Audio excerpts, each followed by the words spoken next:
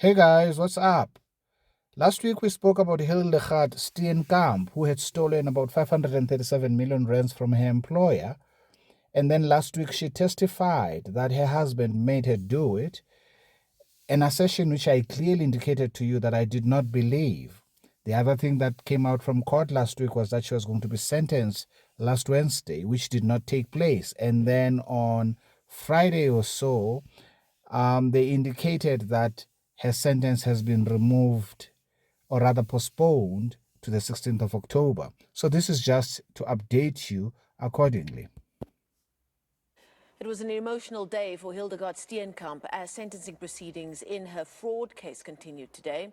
Under the cross-examination of advocate Tilas Shabalala, Steenkamp made numerous concessions from her initial testimony in mitigation of sentence on Monday. Steenkamp was convicted of stealing more than 537 million rand from her former employer, Medtronic, through fraudulent VAT or VAT claims. ANC Eshlonim Mthimkhulu was at Johannesburg Specialized Commercial Crime Court in Palm Ridge.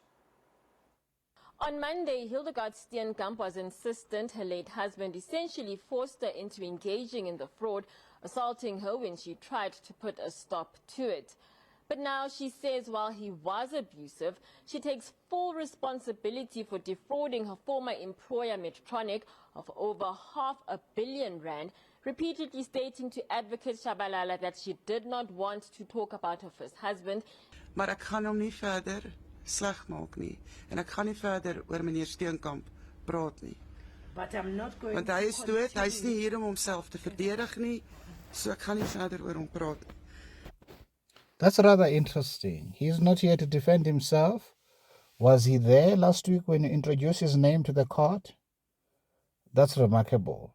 Nevertheless, for me, it's a clear indication that she's received advice from her lawyers to say such a testimony in front of the court will demonstrate a lack of remorse on your part.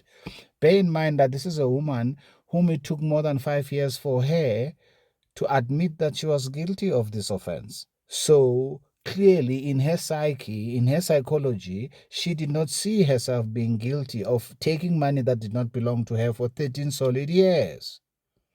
Hence, in my first video, I literally said she was a catered employee because there's no way you could explain such greed, right? This is something we only see being perpetrated by our government in the African National Congress. It's strange that citizens have now begun to follow suit. And of course, I did indicate that she would be punished for this because it's erroneous that she would steal from the rich, because for you to get away with theft, you have to steal from the poor. That's what the ANC has been doing all along, because the poor has no recourse in law, but the rich certainly do. Hence, I said to you guys, she will be punished severely for this. They will make an example. That's why I'm looking forward to the 16th of October, which is the date in which she will be tried.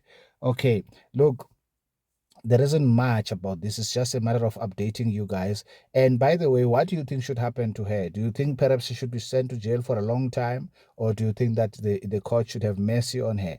But she didn't do herself any favors by not admitting her guilt for the last 5 years, by taking 5 years for her to get to a verdict of admitting that she was guilty. And she didn't do herself any favors as well by lying about her husband in court.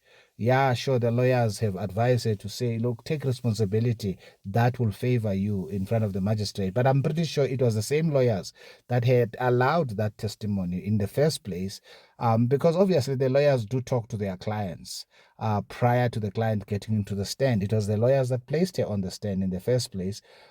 So the victim mentality that she was supposed to portray, the lawyers perhaps might have thought that she would receive sympathy, but then when there was an outrage in the public to say, but how dare you speak about someone who's deceased in this manner? I mean, they literally enjoyed themselves. They were all over the world. They traveled so many times across the world, such that she doesn't even remember how many times they did this. They literally lived. The world was their oyster.